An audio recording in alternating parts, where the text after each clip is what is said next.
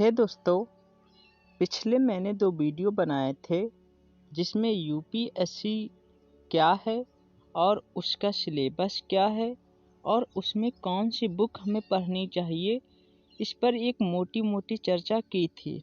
किंतु अब से आने वाले समस्त वीडियो में यूपीएससी के सिलेबस में बहुत ही ज़्यादा या यूँ कहें बहुत ही अधिक डिटेल्ड के साथ सारे पेपर और उसमें सिलेबस के विषय में डिस्कशन होगा। तो हम पहले देख लेते हैं यूपीएससी सीएससी। एक प्रकार से हम यह कहें कि हमें आईएएस को क्रैक करने के लिए क्या पढ़ना चाहिए। तो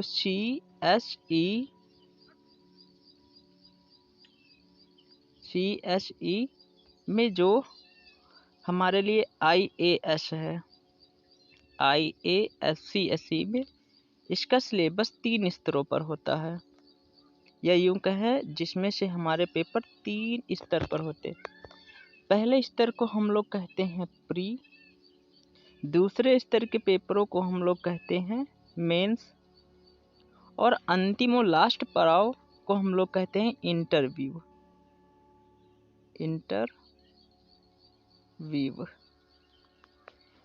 प्री में हमारे ओनली 2 पेपर होते हैं, मेंस में हमारे 9 पेपर होते हैं और इंटरव्यू में कोई पेपर नहीं होता है। सिर्फ इसमें व्यक्तित्व का परीक्षण किया जाता है, अर्थात इसमें देखा जाता है कि व्यक्ति किस प्रकार का है।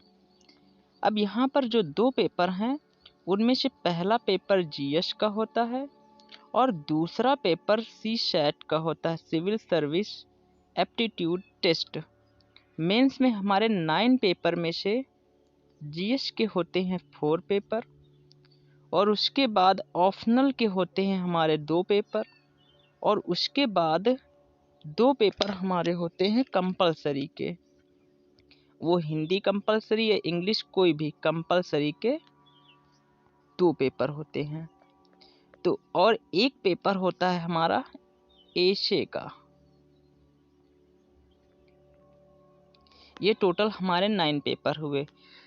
आने वाले वीडियो में हम जीएस पर, सीसैट पर, जीएस के 4 पेपर पर, ऑप्शनल के 2 पेपर पर, ऑप्शनल में हमारे टोटल ऑप्शनल के लिए हमारे पास 48 सब्जेक्ट होते हैं। इनमें से कोई एक सब्जेक्ट चुनना होता है ऑप्शनल के लिए। वहीं कंपलसरी के लिए आपको इंग्लिश तो अनिवार्य रूप से होगी, इंग्लिश तो आपको अनिवार्य रूप से देनी होगी, चाहे किसी भी स्टेट का वो विद्यार्थी हो। और उसके बाद 22 भाषाएं जो संविधान में हैं उनमें से कोई एक भाषा आपको चुननी होगी। ये हमारा मोटा सिलेबस है।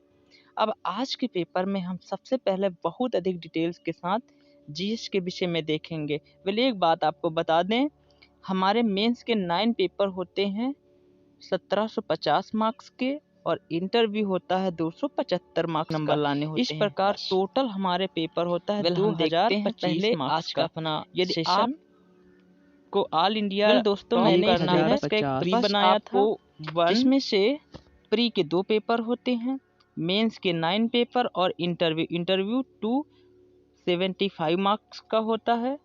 उसके बाद सबसे पहले प्री में देखते हैं तो हमारा सीसैट का पेपर और जीएस का।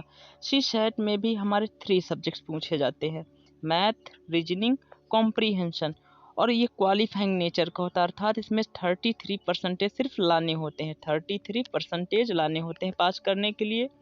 वहीं पर जो हमारा जीएस का होता है पेपर, ये सिलेक्टिव होता है, अर्थात आपने जीएस पास किया तभी आप मेंस में जाकर बैठ पाएंगे, अदरवाइज आप मेंस में नहीं बैठ पाएंगे। सीसैट भी 2 घंटे का पेपर होता है और जीएस भी 2 घंटे का।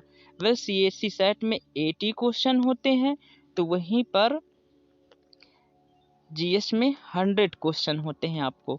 फिर उसके बाद हमारा आता है मेंस हमारा एक एशे होता है, एक GS1, GS2, GS3, और उसके बाद हमारे कंपलसरी के 2 पेपर होते हैं, हिंदी कंपलसरी और इंग्लिश कंपलसरी। मैंने हिंदी कंपलसरी ही ली हुई है।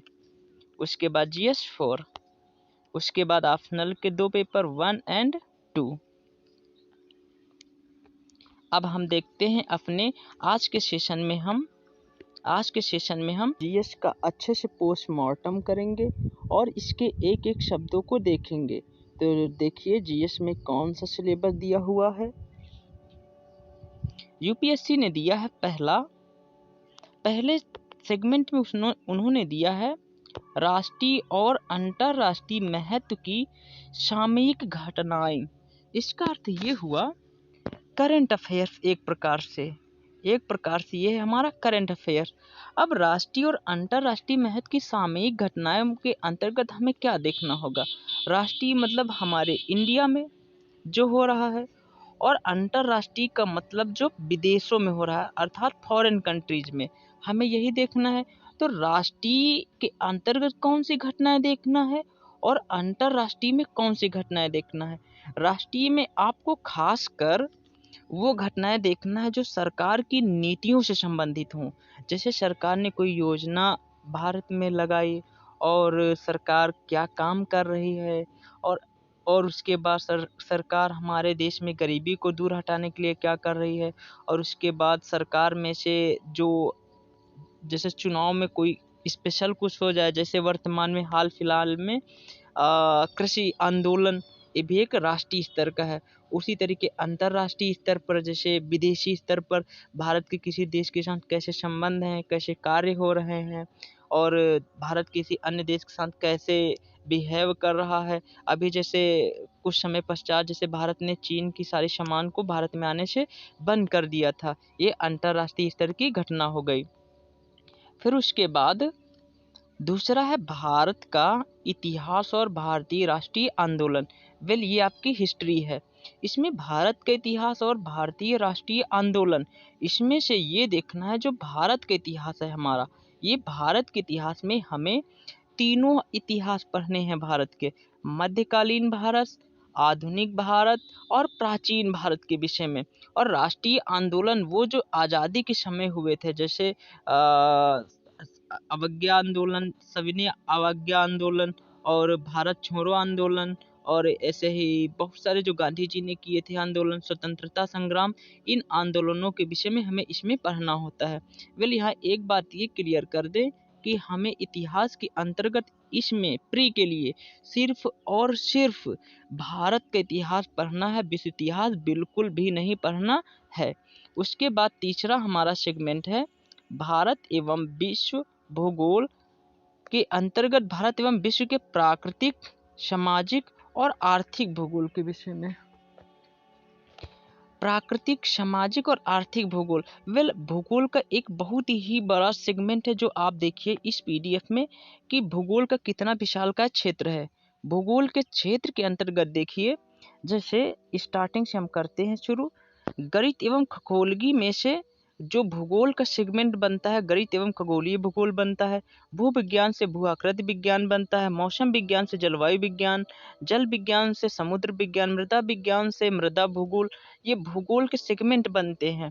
वनस्पति विज्ञान से पादप भूगोल बनता है, प्राणी विज्ञान से प्राणी भूगोल बनता है, पारिस्थितिक विज्ञान से मानव भूगोल बनता है, और उसी तरीके से पर्यावरण विज्ञान से पर्यावरण भूगोल बनता है, मानव शास्त्र से सांस्कृतिक भूगोल बनता है, दर्शन शास्त्र से भौगोलिक चिंतन का सेगमेंट बनता है, समाज शास्त्र से सामाजिक भूगोल बनता है, इतिहास से ऐतिहासिक भूगोल बनता है, राजनीति शास्त्र से राजनीतिक भूगोल बनता है, और वहीं जनांकिकी से जनसंख्या भूगोल बनता है, अर्थशास्त्र से आर्थिक भूगोल बनता है, आर्थिकी एवं सांख्यिकी से भूगोल में परिणामात्मक प्रविधि भूगोल बनता है।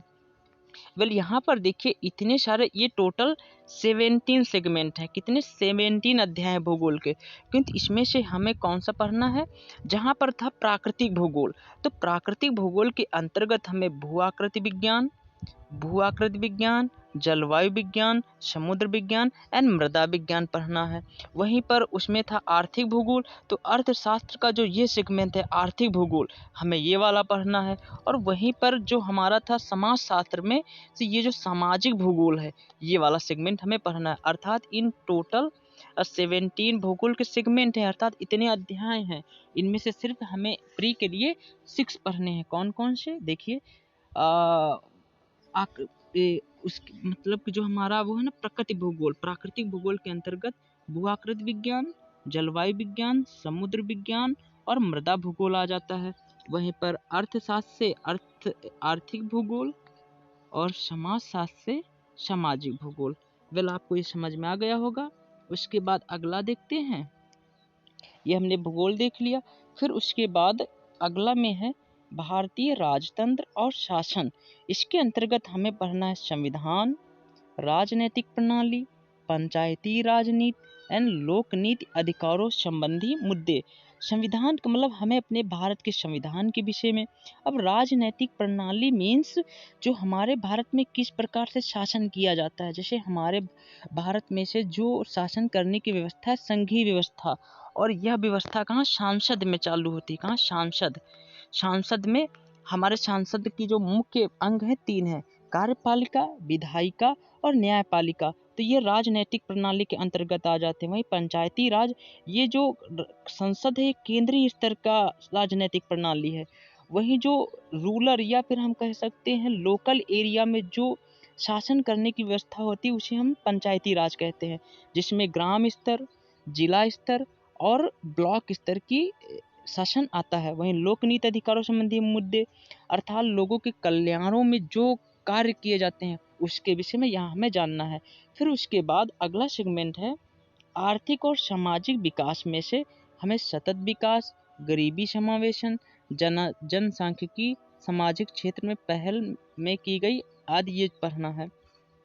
अब सतत विकास में से हमें ये देखना होता है कि सतत विकास में ऐसा विकास जिसमें से लोगों का भला अधिक हो और नुकसान कम हो, इसे हम सतत विकास कहते हैं। इसे इंग्लिश में हम सस्टेनेबल डेवलपमेंट भी कहते हैं। गरीबी समावेशन अर्थात इसमें से हमें गरीबी को ख़त्म करने के विषय में जानते हैं। और जनसांख्यिकी अर्थात मतलब ये हुआ कि हमारे भारत देश में जनसंख्या का आकार, घनत्व उसका हम देखते हैं। उसके बाद इसमें मृत्यु दर क्या है, जन्म दर क्या है, मतलब जनसंख्या से रिलेटेड कुछ टॉपिक्स के विषय में जब हम जानते हैं वही हमारी जनसांख्यिकी है। वेल ये आपने देखा था कि भूगोल में भी इसी से जनसांख्यिकी से हमारी एक जनसंख्या भूगोल बना। ये देखिए भूगोल में भी देखो ये रही यहाँ पर जनसांख्यिकी, ये रही, ये देखिए जनसांख्यिकी से जनसंख्या भूगोल बनता है। वेल ये दोनों जगह पर कॉमन टॉपिक है जिसे हम इकोनॉमी में भी पढ़ते हैं और भूगोल में भी पढ़ते हैं। फिर देखिए अगला हमारा सेगमेंट क्या है, सामाजिक क्षेत्र में की गई पहल। अब सामाजिक क्षेत्र का मतलब यह हुआ कि हमारे जो समाज है भारत में से, इसमें से जो कोई अच्छे कार्य जिससे समाज का भला हो, इसमें ऐसी आर्थिक नीतियाँ निकाली जाएं जिससे समाज का भला हो। तो इसमें से हमें वही आर्थिक नीतियों के विषय में जानना होता है। उसके बाद पर्यावरण एवं पारिस्थितिकी में से हमें जैव विविधता जानना है और मौसम संबंधी सामान्य मुद्दे। वेल यहाँ पर जैव विविधता का मतलब ये हुआ कि हमारे देश में जो विभिन्न विभिन्न प्रकार की जीव जातियाँ रहती हैं, उसके बाद कौन से स्थान आरक्षित हैं, कौन से आरक्षित नहीं है, कौन से जीव पर ज़्यादा संकट है, कौन से जीव पर संकट नहीं है, कौन सुभेद्य है, कौन लुप्त होने वाली कगार पर है। जैव विविधता में यही सब हम जानते हैं। एक प्रकार से ये जैव विविधता। मौसम संबंधी सामान्य मुद्दे में अर्थात मौसम परिवर्तन, जैसे हाल फिलहाल में सबसे पॉपुलर या सबसे अधिक जो चर्चा में रहने वाला विषय है वो है ग्लोबल वार्मिंग। इसमें से ऐसे ही मुद्दों के विषय में हम चर्चा करेंगे। उसके बाद सामान्य विज्ञान। सामान्य विज्ञान के विषय में यूपीएससी ने कोई विशेष यहाँ पर क्लैरिफाइड नहीं किया कि हमें क्या पढ़ना है, इसमें सिर्फ सामान्य विज्ञान उन्होंने लिख दिया। वेल ये पूरे सिलेबस को जो यूपीएससी ने दिया, उस यूपीएससी सिलेबस को मैंने एक ट्री में कन्वर्ट किया। यहाँ पर ये देखिए ये है जीएस ट्री, जिसमें से हमें करंट अफेयर्स में से हमें राष्ट्रीय और अंतर्राष्ट्रीय घटनाएं पढ़नी है। वहीं पर भारतीय इतिहास एवं राष्ट्रीय आंदोलनों के अंतर्गत हमें प्राचीन, मध्यकालीन और आधुनिक भारत के विषय में पढ़ना है। उसके बाद भारतीय राजतंत्र या प्रशासन के अंतर्गत हमें क्या क्या पढ़ना है। पहले हमें देखना है संविधान, फिर राजनीतिक प्रणाली, फिर उसके बाद पंचायती राज, फिर लोक नीति, अधिकारों संबंधी मुद्दे, ये हमें देखना है। उसके बाद फिर हमें भारत एवं विश्व भूगोल के अंतर्गत सामाजिक, प्राकृतिक एवं आर्थिक भूगोल देखना है। उसके बाद आर्थिक एवं सामाजिक विकास के अंतर्गत हमें देखना है सतत विकास क्या होता है, गरीबी, और उसके बाद समावेशन, जनसांख्यिकी, सामाजिक क्षेत्र में की गई पहल को देखना है। और उसके बाद हमें फिर यहाँ पर देखिए साइंस में से ये पर्यावरण पारिस्थितिकी देखना है, जैव परिवर्तन देखना है, जलवायु परिवर्तन संबंधी समान मुद्दे देखना है, और जो सामान्य विज्ञान का दिया जिसमें उन्होंने अपने सिलेबस को बहुत अच्छे से क्लियर नहीं किया है, जिसमें से हमें पढ़ना होता है physics, chemistry, biology, biotechnology, space technology, agro technology, और इसी तरीके से इंफॉर्मेशन टेक्नोलॉजी, और इसी तरीके से इसमें हमें पढ़ना होता है डिफेंस टेक्नोलॉजी। ये टॉपिक होते हैं जो कि हमें सामान्य विज्ञान में पढ़ना होता है। वेल आई होप आपको सब कुछ समझ में आ गया होगा। यदि आपको कोई कन्फ्यूजन हो तो कमेंट बॉक्स में अवश्य पूछना। वेल एक बार आप सभी पीडीएफ की स्क्रीनशॉट ले लीजिए, जिससे आपको आपकी अंडरस्टैंडिंग अच्छी बनी रहेगी। आप इस वाले पेज की पीडीएफ ले लीजिए।